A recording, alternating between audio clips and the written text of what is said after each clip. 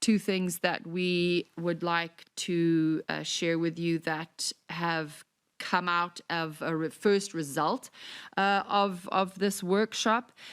First, there was an overwhelmingly support from the IOC members for a pause to be done and a review of the future host election process, and we will be setting up a working group to look into this for two main reasons. Members want to be engaged more in the process.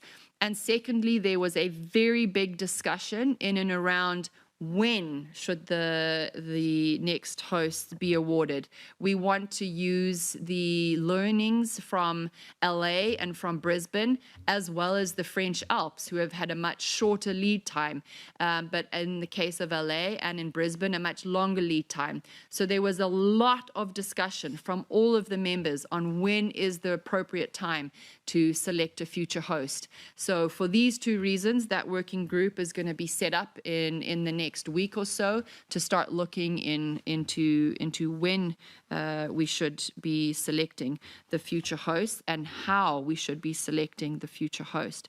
Secondly, there was an overwhelmingly support, I think, not just the majority, but all of the members that were here present and those that were able to share with us before they left, that we should protect the female category.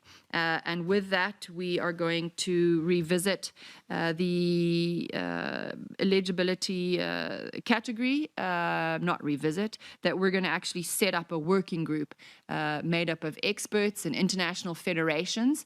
It was agreed by the members that the IOC should take a leading role in this, and that we should be the ones to bring together the expert, bring together the international federations, and ensure that we find consensus.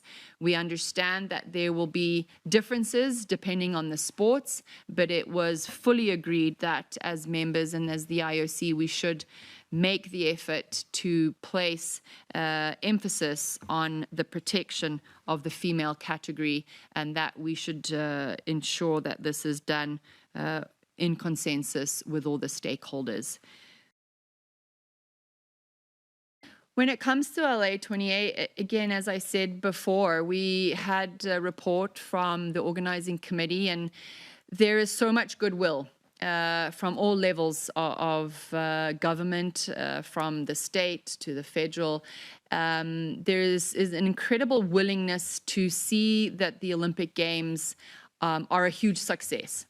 So the reason I mention that is because that gives us faith as the Olympic movement that that platform will be there for us to ensure that our values are stuck to, but that our values will also be heard, and that we will be able to ensure successful games for our athletes, and not just our athletes, but for athletes around the world that are so looking forward to the success of the LA 2028 Games.